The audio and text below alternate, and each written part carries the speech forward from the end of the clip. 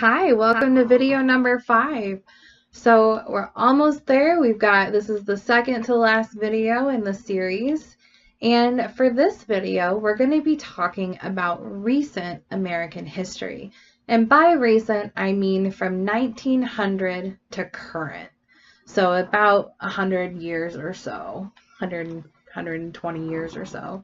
So, we're going to start off by talking. This video is going to be a little bit longer today, and that's because we have a lot more information to go over, and some of the events take a little bit longer to explain so that you get the actual real meaning from the event. So we're just going to dive right on in, and we're going to start by talking about World War I. So America fought in several wars from the 1900s to 2000. One of the first wars that we fought at that time was World War I. And when you see this written down, you might see it written out as World War I, but it's very commonly abbreviated to WWI. So if you ever see this, that's what it's referring to as World War I. Now, many people probably know history about this war. So I can only give you the American perspective from what happened, from what I know, from what I'm able to gather for the information for what happened during World War I. And I really hope you compare it to what you know and what you've learned about World War I from maybe your home country or from when you went to school. So World War I started on July 28th, 1914 and ended on November 11th, 1918. It was a very short war. I say short even though those 4 years felt like some of the longest years that the world had ever seen at that point. But in 4 years, it's really not that long of a time. During that time, it's called, World War I is known in a lot of places as the Great War because 9 million soldiers and 7 million civilians died in that war. And that's a total death toll. That was from both sides of the war. That's from all the different countries. But that's a huge number of people. That is 16 million people died during that war. So in 4 years, 16 million people died, which is so significant. One of the other interesting facts about World War I is that it's the first instance of trench warfare. And I drew a not very good drawing of some trenches here, and it might be hard to see, but these are little stick figures in the trenches. So these guys would be in the trenches, these big holes, big long holes in the ground. And they would be firing, shooting to the guys over here who were also in trenches. So that's what trench warfare is that they dug out these long trenches in the ground and were fighting each other from them. So that's what trench warfare is. So who was fighting in World War I? Well, the two sides of the war were broken up into the Allies. Here, maybe I'll square that for you. Okay, so we have the Allies and we have the Central. So the Allies consisted of the United States, the United Kingdom, Italy, France, Japan, and Russia. And the Central Powers were Germany, Austria-Hungary, the Ottoman Empire, and Russia. So you can see Russia was fighting on two sides at the same time. So during this time when the United States was fighting in World War I, our president was Woodrow Wilson. And I threw that in there because that's one of the exam questions. So I just wanted to let you guys know that.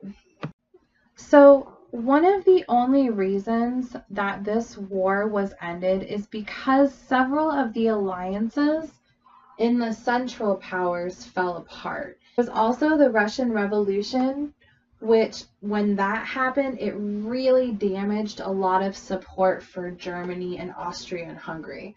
Austria and Hungary were the two main instigators in World War I. So after the Great War was over, America actually entered into a time of prosperity. This is what we know in America, and we refer to today as the Roaring Twenties. So during the 20s, there was a lot of money being circulated and a lot of things being built. There was prohibition, which was for a short time.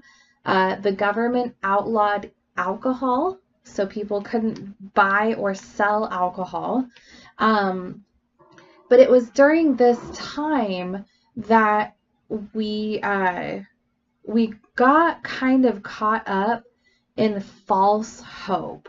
We really thought we were going to continue going forward, continue growing, continue building, and unfortunately that wasn't the case.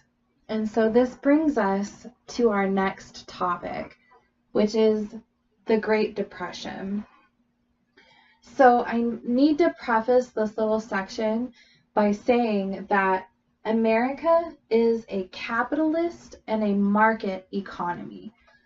So what capitalist means is that our trade and industry are private, meaning that businesses are private and not ran by the government.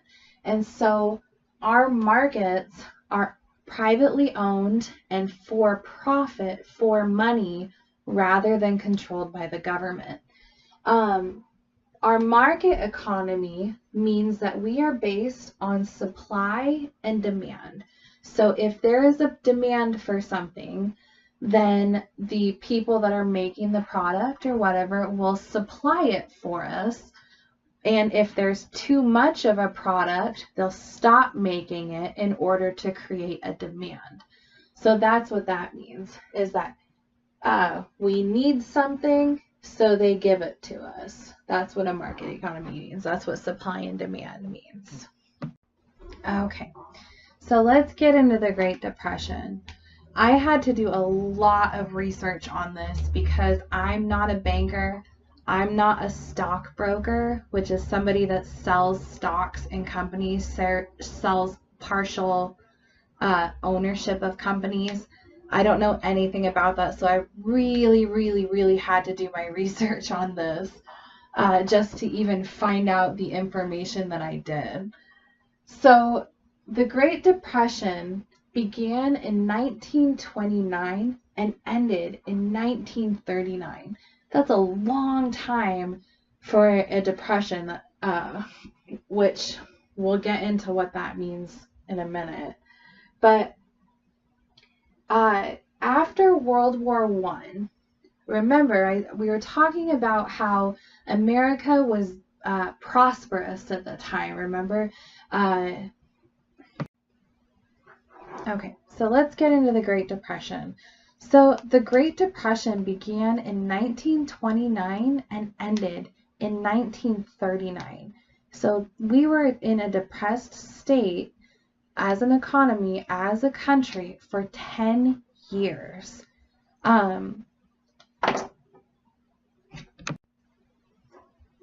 Okay, so let's talk about the Great Depression. So the Great Depression began in 1929 and ended in 1939. And remember, we talked about how in the 1920s, the Roaring Twenties, America was in a very prosperous time. There was lots of things being built. There was lots of goods being traded and being bought and being sold. And because of this, because it was such a good time, stocks in the markets which means that stocks are very small portions of business. They are little pieces of ownership. So if I owned 95% of the stocks in Google, I would own 95% of Google, is what that is. So we had a lot of stocks in markets such as steel and iron and railroads that were being bought up, right? And because because everybody was buying them, the prices were going up. So the value of these stocks was rising because everybody wanted in those industries. So many people were buying at that time that the stockbrokers were actually selling these stocks at 2/3 of what their price is. So draw a graph here. So if this whole circle is the price,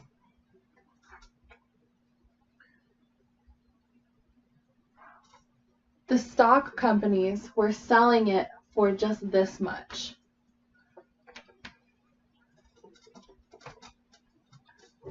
So it would be as if something was $1 and you were getting it for 85 cents. Like they were selling it at a very low price, and they were lending out all of these stocks on credit. That means that they were giving the stocks out, but people weren't paying for them. They weren't giving money for them. They were saying, I will pay you later. That's what credit is. I will pay you later. So what does it mean when the stockbrokers were lending out all of this stock? What it means is that at that time, $8.5 billion was out on loan. And that was more than the actual amount of money that was being circulated in the United States at the time. So all of this money was being lent out to people, but it didn't exist. So you can maybe see how that would be a problem. So there were other causes as well. Bad harvests. There was a drought going on too at that time. We had a lot of bad harvests, which meant that stocks in markets such as wheat and oats and other grains went down.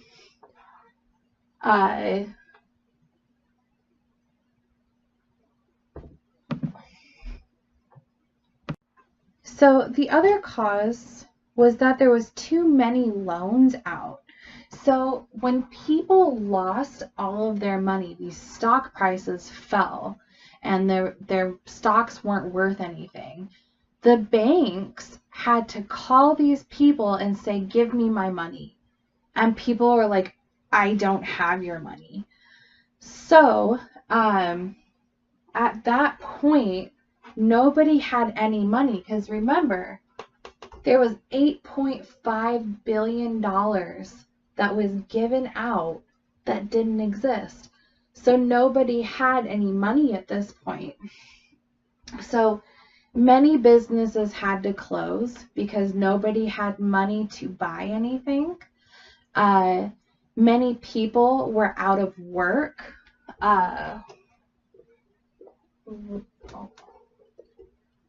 1 in 4 Americans were unemployed. So 1 out of every 4 people didn't have a job. So we didn't have people working. We didn't have any businesses. We didn't have any markets for anything. So our whole country pretty much shut down for 10 years. So at this point, that was what was known as the Great Depression, because people were starving, people weren't working, and it was overall a very hard time for a lot of people to live through. All right, so you might be wondering to yourself, how did we get out of the Depression? Well, the answer is World War II. So World War II started on September 1st, 1939 and ended September 2nd, 1945. And the reason why the Depression ended is because at that point, America joined in the war and borrowed money from people. They borrowed money from their allies to help us out. And also, remember, in our third video, we talked about the Selective Service. So this point, America activated the Selective Service and a draft went out. So a lot of American men all of a sudden had a job because they went to the military. Okay, so when we were fighting in World War II, there were two sides of the war. The first side was the Allied side, and that was the side that the United States fought on. So the Allies were the United States, Russia, Great Britain, and China. And because of the citizenship exam, they asked who the president was during World War II and who the general was during World War II. So our president was Franklin D. Roosevelt. Franklin D. Roosevelt and General Dwight D. Eisenhower. Dwight D. Eisenhower. So it's important to remember this. And then the second side of the war was the Axis powers, and that was Germany, Italy, and Japan. So World War II was famous not only for the fighting, but unfortunately also for several massacres that happened. And so World War II was not only famous for the fighting that happened, but also for several genocides that happened as well. So one of the most famous that you'll hear about, and I'm sure you've heard about it at this point, is called the Holocaust. And the Holocaust is when people of the Jewish faith and religion were persecuted in Europe at the time and sent to what is called concentration camps. And in these concentration camps, they were subjected to horrible, horrible conditions. And there is an estimated death toll of about 6 million people because of these concentration camps. Another genocide that I was able to research was the Nanjing Massacre, and this happened right before World War II actually was declared. And this was between China and Japan, and members of the Japanese Imperial Army invaded China and committed a lot of horrible, horrible acts upon the countryside and upon the people that lived there. And there's not a lot of evidence about it, so they estimate that at least 40,000 people died, but it might be closer to 300,000. So World War II came to a close in 1945, and one of the biggest events that led to the ending of the war was when the United States had developed hydrogen bombs, which are nuclear bombs, and they bombed Japan. They bombed the cities of Hiroshima and Nagasaki, and that was one of the biggest leading events to the end of World War II. Okay, so moving right along forward, our next war that we entered into was the Cold War. So the Cold War was actually the longest running war that America had fought in to date. So the Cold War began in 1947 and officially ended in 1991. So this was a war that lasted for 44 years.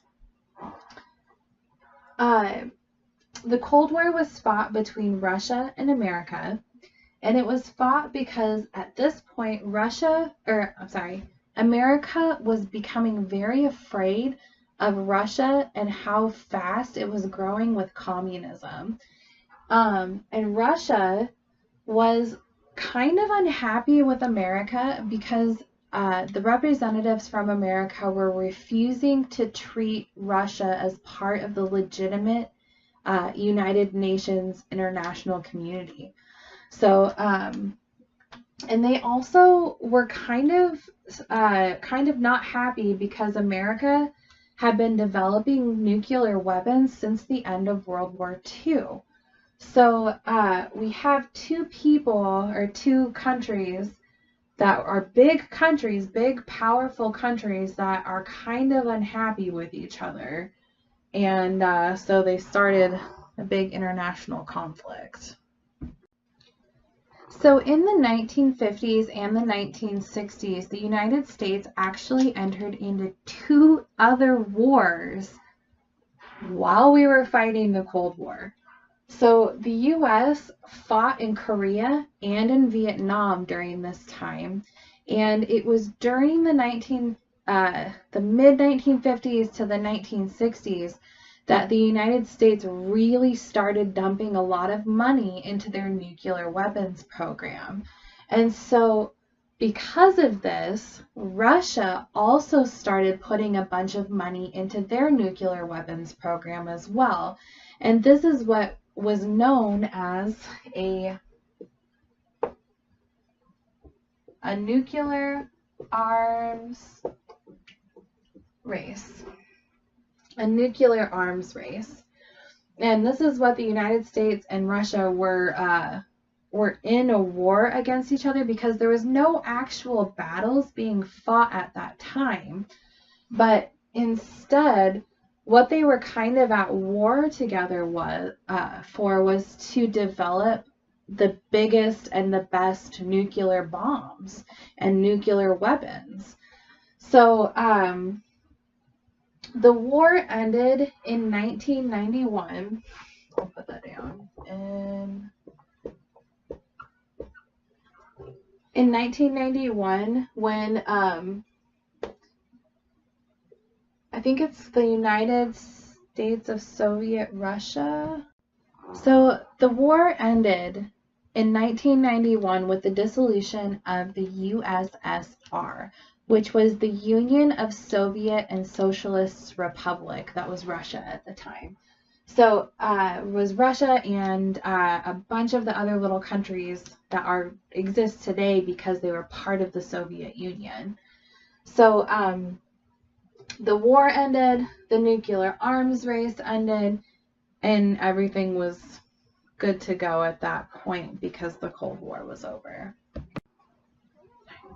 So as if the United States didn't have enough to do in the 1960s with the Cold War, as well as the Korean War and the Vietnam War, we also went through what is called the Civil Rights Movement. So the Civil Rights Movement really kicked off, it really began on December 1st, 1995, with an African American woman by the name of Rosa Parks. Rosa Parks was sitting on a public bus, and she was sitting in the front of the bus. And this is very important because at the time in the 1950s and earlier, slavery was ended, but everything was segregated. That means everything was split apart. So in the 1950s, in the 1940s, in the 1930s, if you went anywhere in public, you would see a white bathroom and a colored bathroom, a white drinking fountain and a colored drinking fountain. It is very sad, but the entire country was segregated by race. And so when Rosa Parks was sitting at the front of the bus, a white man came onto the bus and said, "Move, I want to sit where you're at, go sit at the back of the bus," because at that point in time, white people were allowed to sit at the front of the bus and African American people had to sit at the back of the bus. Well, Rosa Parks, I don't know what she was feeling that day, but it was not, "Yes, I'll go sit at the back of the bus." It was, "No, I don't want to sit at the back of the bus. I'm not moving." And it caused a huge problem at that point in time because people were saying, "This is where you belong. This is what it's always been like." And Rosa Parks refused to move to the back of the bus. What she didn't realize at that point in time was how very important her actions in standing up for herself were. So it took almost 10 years, but finally, the United States introduced the Civil Rights Act in 1964. And what this does is it prevents discrimination based off of your race, based off of your age, based off of your gender, based off of your national origin. It prevents any sort of discrimination against that. So people can't say, "You need to move to the back of the bus," or "I'm not going to hire you because you're African American," or because you're Indian, or because some whatever other reason, because you're female. This is the act that prevents that. So we wouldn't be able to talk about the civil rights movement without talking about one of the most influential figures in this at this period in time. So Martin Luther King Jr. Was an African American pastor at this time, and he was a huge member in the civil rights movement. He organized a lot of nonviolent, peaceful protests where people just used their right to assembly and gathered and said, "We want change. We don't want to be segregated anymore. We want the same rights as all of the white people have been getting." So he won in 1964, he won the Nobel Peace Prize for his role in the civil rights movement, as well as because he advocated for peace and for nonviolence and all of that. He also delivered one of his most famous speeches, which is the "I Have a Dream" speech. And I really encourage you to look up some video footage of this speech because it's so very powerful in his message and what Martin Luther King Jr. is trying to convey, what he's asking for from the people and from the government. All right, so wrapping up our video on recent American history, it brings us to our current history. So one of the most current events that's happened in America today was on September 11th, 2001. An outfit of a radical Muslim extremist group flew 2 planes into the World Trade Center in New York City. This shocked America, and it led to the war in Afghanistan, which is the war that we're currently fighting in today. So, as with all of the other videos, I hope that you've learned something from what I've had to teach today. I also will include the links to all of the information that I found for this video below. And I will see you for our next and final video next time. Thank you.